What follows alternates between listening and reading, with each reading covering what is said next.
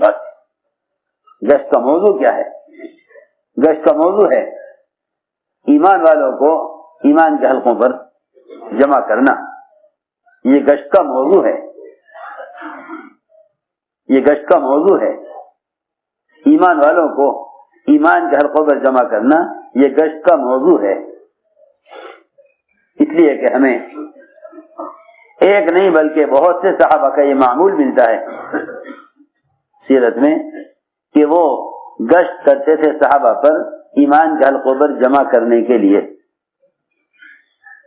یہ بات آپ سب کے ذہن میں رہے کہ گشت ملاقاتیں کرنے کے لیے نہیں ہے بلکہ گشت لوگوں کو منکرات کے اور شرک اور کفر کے ماحول سے نکال کر ایمان کے حلقوں پر جمع کرنے کے لیے ہے.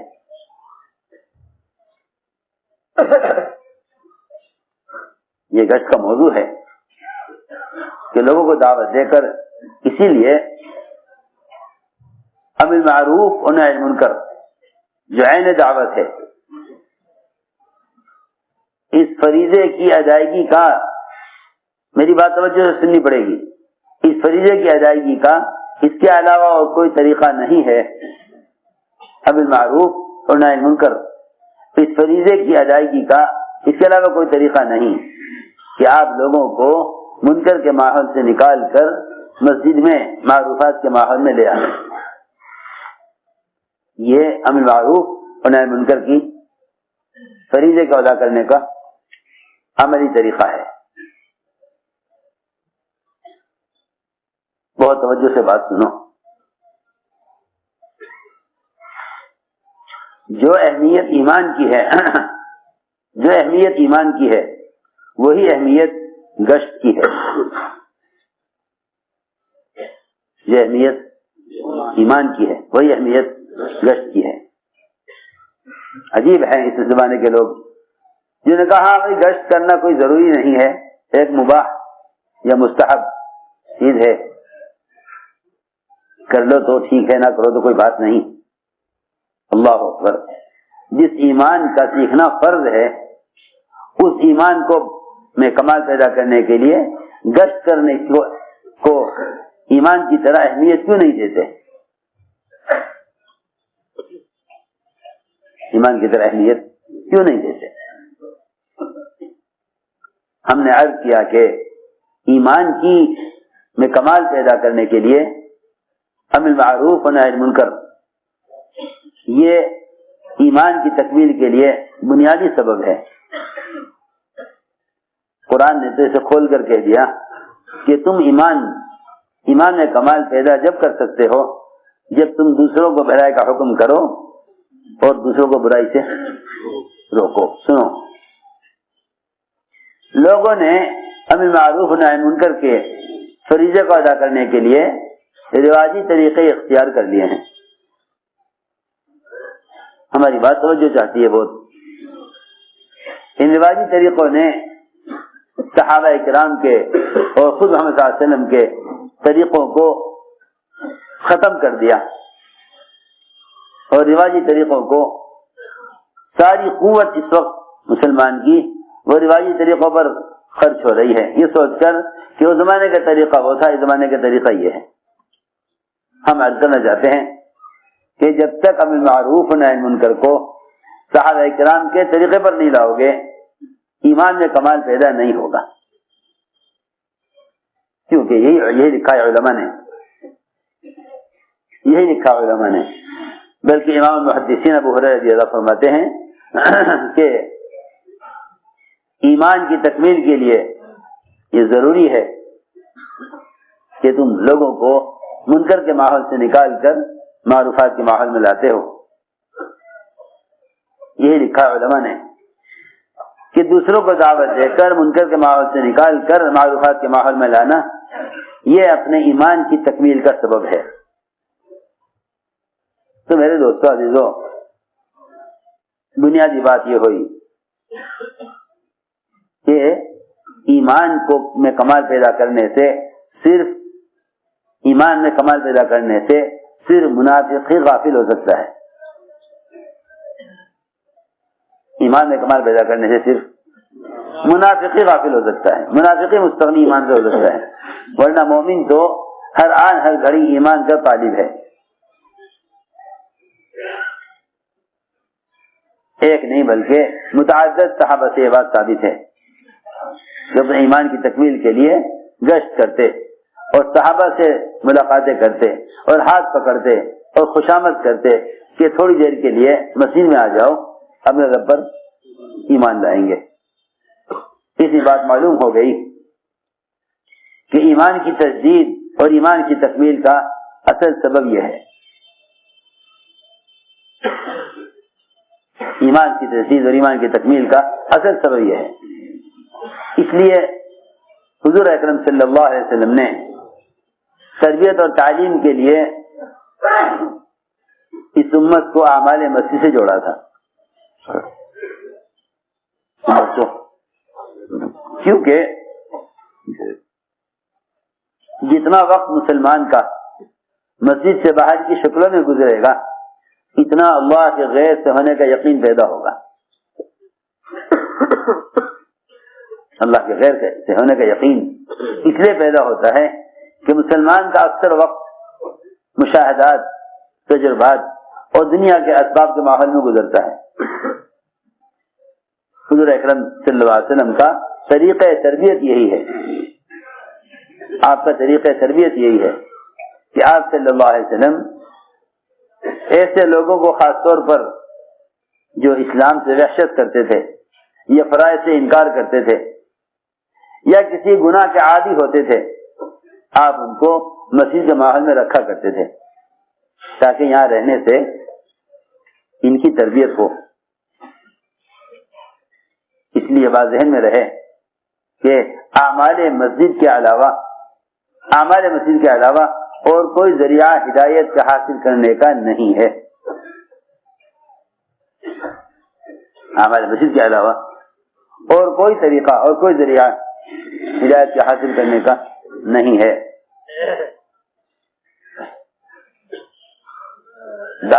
دعوت اور نقل و حرکت اس لیے ہے تاکہ لوگوں کو منکر کے ماحول سے نکالا جائے اور مسجد کے ماحول میں لا کر ان کو رکھا جائے۔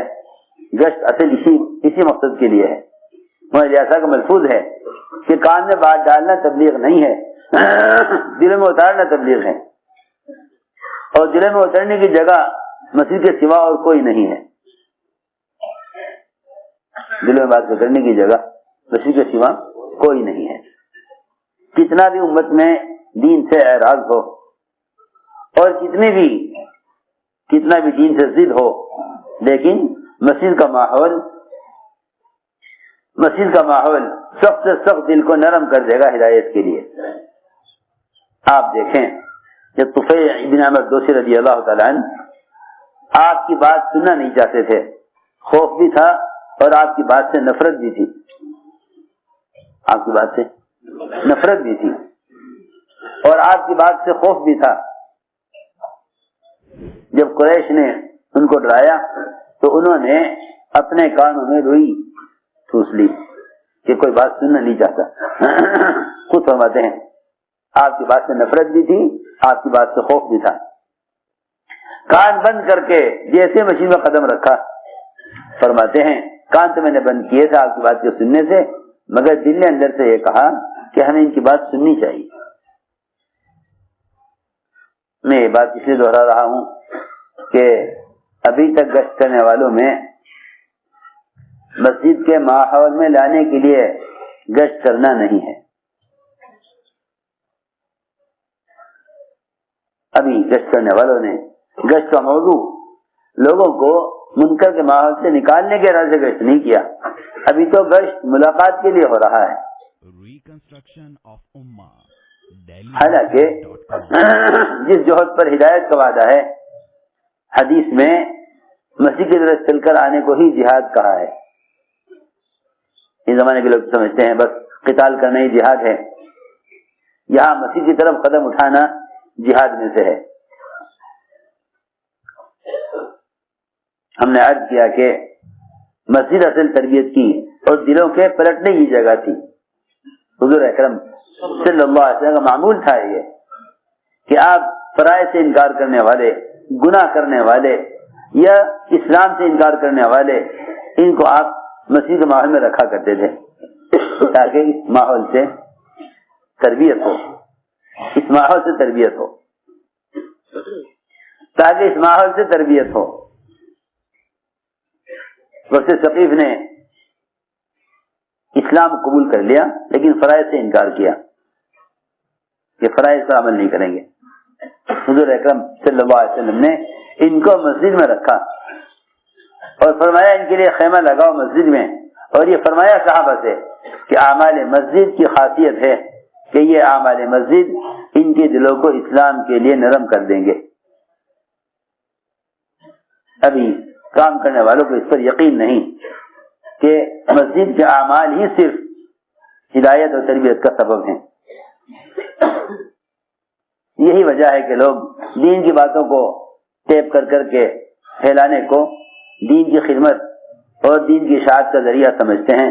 یہ جہالت آئی اسی لیے ہے کہ بات کے سننے کی اور بات کو سمجھنے کا جو سنت طریقہ تھا مسجد کا ماحول، وہ ختم ہو گیا۔ ہم کچھ کہنا چاہتے ہیں، دین کی اشاعت اور دین کو پھیلانے کے لیے سنت کے طریقے پر ہی آنا ہوگا، اس کے علاوہ اور کوئی راستہ اور کوئی ذریعہ نہیں ہے۔ حضور اکرم صلی اللہ علیہ وسلم نے تربیت کے لیے اور ہدایت کے لیے اس امت کو مسجد سے جوڑا تھا۔ جن صحابہ نے اپنے مکانات مسجد کے قریب کرنے چاہے نماز کی سہولت کے لیے، آپ نے فرمایا نہیں، اپنے گھروں کو مسجد سے دور رکھو، اپنے گھروں کو مسجد سے دور رکھو۔ کیوں؟ تاکہ مسجد کے ذکر اور مسجد کے اعمال کا ماحول تمہارے غفلت کے ماحول سے دور رہے۔ جی ہاں، غفلت کے ماحول سے مسجد کا ماحول دور رہے۔ اس میں حکمت کی ہے کہ تمہارا غفلت کا ماحول مسجد کے ماحول سے دور رہے، تم پوری طرح دنیا کے نظام سے کٹ کر مسجد کے ماحول میں آؤ۔ میں نے عرض کیا کہ اصل تربیت اور اللہ کا تعلق پیدا کرنے کی اصل جگہ وہ اعمال مسجد ہے۔ دوسری بات یہ ہے کہ امت پر جس طرح کے بھی حالات آئے، حضور اکرم صلی اللہ علیہ وسلم نے امت کو اس کا عادی بنایا تھا کہ یہ اپنے ہر مسئلے کو مسجد سے حل کرائیں، اپنے ہر مسئلے کو مسجد سے حل کرائیں۔ دیکھو، اپنے ہر مسئلے کو مسجد سے حل کرائیں۔ دو چیزیں مجھے عرض کرنی ہے خاص طور پر، ایک اعمال کی رغبت اور شوق پیدا ہونا، اور دوسرے ہر طرح کی حاجت اور ضرورت اور ہر طرح کے عذاب اور ہر طرح کی مصیبت کو ہٹانے کے لیے اس مسئلے کو لے کر مسیح کی طرف آنا۔ صحابہ کرام اس کے عادی تھے کہ جب کوئی بات پیش آتی تو صحابہ اس کے حل کے لیے مسیح کی طرف چل کر آتے تھے۔ ہر مسئلے کے لیے مسلمان کو مسجد سے جوڑا گیا تھا۔ بارشیں بند ہو گئی، صحابی مسجد میں آئے، آ کر عرض کیا کہ کھیتیاں سوکھ گئی ہیں، بارش بند ہو گئی ہے، جانور ہلاک ہو رہے ہیں۔ ابھی دعا سے ہاتھ نیچے نہیں ہوئے تھے کہ بارش شروع ہو گئی۔ اگلے جمعہ میں صحابی آئے، آ کے عرض کیا کہ بارش بند کرا دیجئے، کھیتیاں ڈوب گئی ہیں، پانی بھر گیا ہے، اب ضرورت نہیں ہے پانی کی۔ اسی وقت بارش رک گئی۔ جو بھی مسئلہ پیش آتا تھا اس کو براہ راست مسجد میں لے کر آنے کے صحابہ عادی تھے۔ قرضہ آ گیا، ابو بکر رضی اللہ تعالیٰ عنہ اپنے قرض کی پریشانی کو لے کر سیدھے مسجد میں آئے۔ حضور اکرم صلی اللہ علیہ وسلم نے انہیں قرض کی ادائیگی کی دعا مسجد میں سکھلائی ہے. یہ نہیں کہ ادائیگی قرض کی دعائیں کتابوں کے اندر لکھی ہوئی ہیں. یہ آج کل تو ایک نئی بدعت چلی ہے کہ موبائلوں میں ساری دعائیں ڈال لو, جب کوئی بات آوے پیش آوے تو اسے نکال کے دعا کو پڑھ لو. حالانکہ سنو تو صحیح میں کیا کہہ رہا, جو آدمی حاجت کے لیے مسیح کی طرف چل کر نہیں آیا اس کی دعا قبول کیسے ہو جائے گی؟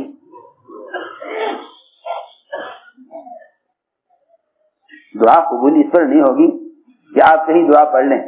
آپ پہلے حاجت کو لے کر قاضی الحاجات کے گھر میں آویں. پہلے آپ حاجت کو لے کر حاجتوں کو پورا کرنے والے کے گھر میں آویں.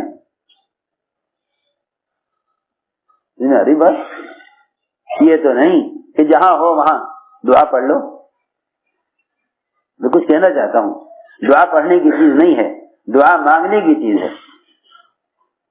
دعا مانگنے کی چیز ہے, پڑھنے کی چیز نہیں ہے. دعا پڑھنے کی چیز نہیں, مانگنے کی چیز ہے. اور مانگنے والا دینے والے کے دروازے پر ہی آتا ہے. مانگنے والا دینے والے کے, جی ہاں, مانگنے والا دینے والے کے دروازے پر آتا ہے. کیا یہ ممکن ہے کہ سائل سوال کرے اپنے گھر میں بیٹھ کر؟ بولو, سائل سوال کرے گا وہ دینے والے کے دروازے پر آئے گا. جی ہاں, مثال دے رہا ہوں کہ صرف دعا پڑھنا مسائل کا حل نہیں ہے, صرف دعا پڑھنا مسئلے کا حل نہیں ہے. اپنی حاجت کو لے کر اللہ کے گھر میں آؤ. یہاں آؤ گے تو پھر تم دعا کی قبولیت کے مستحق بنو گے. دعا مانگنے کی چیز ہے اور مانگنے کی جگہ مسجد ہے. میں یاد کرنا چاہتا ہوں, آپ دیکھیں حضور اکرم صلی اللہ علیہ وسلم جن کے لیے آسمان سے کھانا تیار اترتا تھا, آپ 4 مرتبہ یا 3 مرتبہ بار بار مسجد میں آئے اور اللہ سے کھانا مانگا, اور ہر مرتبہ جا کے سوالوں سے پوچھا کھانا آیا کہ نہیں آیا. پھر مسجد میں آئے, پھر جا کر پوچھا کہ آیا کھانا کہ نہیں آیا. پھر مسجد میں آئے, پھر 2 رکعت نماز پڑھی, پھر دعا کی, پھر پوچھا کھانا آیا کہ نہیں آیا. یہ آپ کیوں کر رہے ہیں؟ ایسا آپ کیوں کر رہے ہیں؟ میں جو کہا ہے میں نے اس کو سمجھانے کے لیے کہہ رہا ہوں کہ دعا مانگنے کی جگہ یہ نہیں کہ آپ کہیں بھی دعا مانگ لیں. آپ مسجد سے باہر ہی دعا مانگ لیتے کھانے کی اللہ سے کہ اللہ کھانا دے دے. آپ کا کھانے کی ضرورت کو لے کر مسجد کی طرف چل کر آنا, اور ایک بار نہیں کئی بار, پھر جا کر گھر میں پوچھنا کھانا پہنچا کہ نہیں پہنچا, کہ پھر مسجد آئے. یہ بار بار آپ کا ایسا کرنا یہ امت کو اس کی تعلیم دینے کے لیے ہے کہ تم حاجت کو لے کر مسجد میں آؤ, تب تم دعا کے حقدار بنو گے. سمجھ آئی بات؟ کہاں سمجھ آ رہی؟ سب یوں سر ہلاتے رہے بیٹھے ہوئے کہ ہاں سمجھ آ گئی. نہیں, سمجھ آنا تو یہ ہے کہ اس بات کا عزم کر لیں کہ کوئی بات معمولی سی بھی پیش آئے تو سب سے پہلے مسجد چل کر جائیں.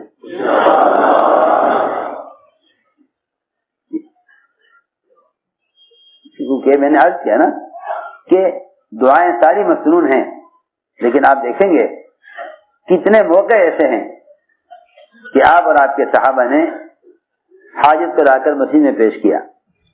ابو بکر رضی اللہ تعالیٰ عنہ قرض سے تنگ آ گئے, ایک اور صحابی قرض سے تنگ آ گئے, مسجد میں آ کر بیٹھے, پوچھا کیوں ہو اس وقت مسجد میں؟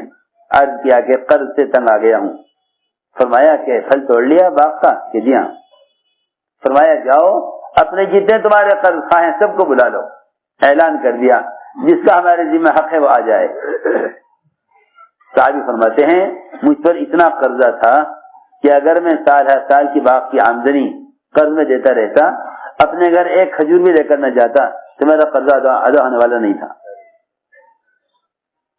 لیکن مسجد میں آئے حاجت کو لے کر, اللہ تعالی نے سارا قرضہ ادا کرا دیا، سب کھجوریں لے گئے تول تول کر، سب کا قرضہ ادا ہو گیا، سارا قرضہ ادا ہو گیا۔ صحابی کہتے ہیں مجھے کسی جگہ سے ایک کھجور کم نظر نہیں آتی تھی۔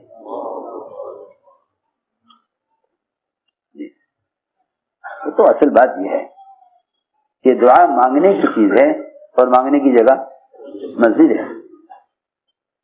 یہ تو برکتوں کے واقعات ہیں، اور آنے والے عذاب کو ہٹانے اور کسی مصیبت کو اپنے اوپر سے ہٹانے کے لیے، اور وہ عذاب جو اللہ کے یہاں سے مقدر ہو چکا ہے اس عذاب کو ہٹانے کے لیے صحابہ کرام کا معمول یہی تھا کہ وہ سب سے پہلے مسجد کی طرف دوڑتے تھے۔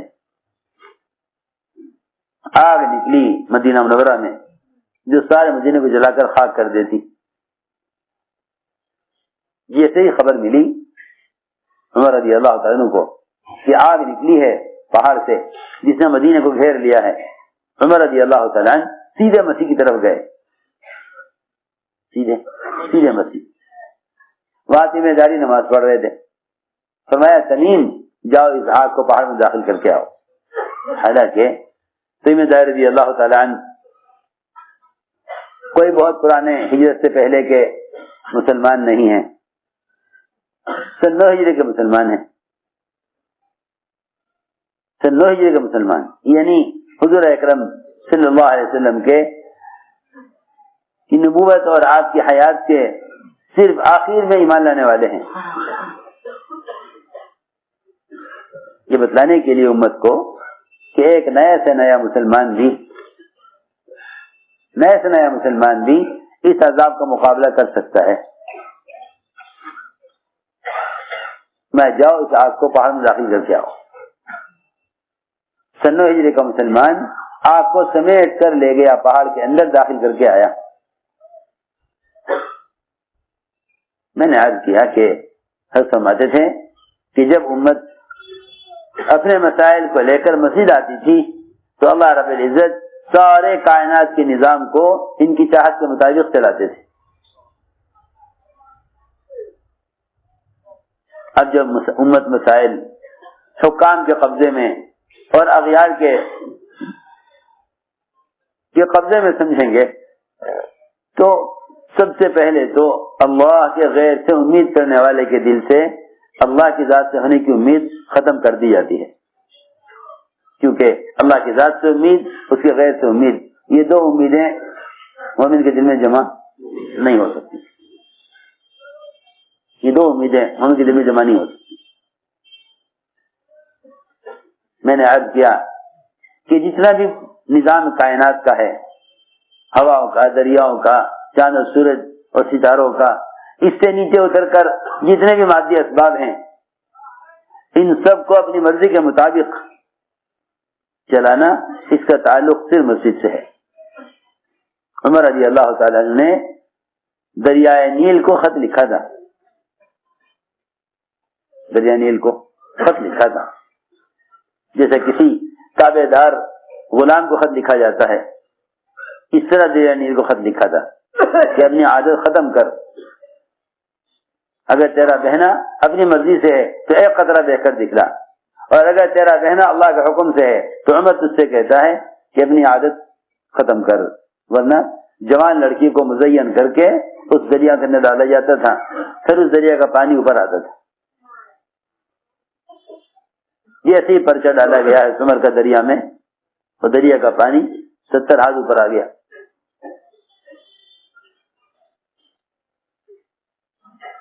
میں نے عرض کیا کہ سارا ہر مسائل، ہر قسم کا مسئلے کو مسجد سے آ کر حل کرایا جاتا تھا۔ اس زمانے میں مسجد صرف نماز کے لیے ہو کر رہ گئی، وہ بھی اس کے لیے جو نماز پڑھتا ہو، ورنہ امت اپنے ہر مسئلے کو لے کر مسجد کی طرف آیا کرتی تھی۔ ہم نے عرض کیا کہ مسجد یقین کے بننے کی جگہ ہے، اور یقین کا بننا یہ ہے کہ مسلمان کو اپنی تمام چھوٹی بڑی ضرورتیں اعمال مسجد سے پوری ہوتی ہوئی نظر آنے لگیں، یہ یقین کا بننا ہے، یہ یقین کا بننا ہے۔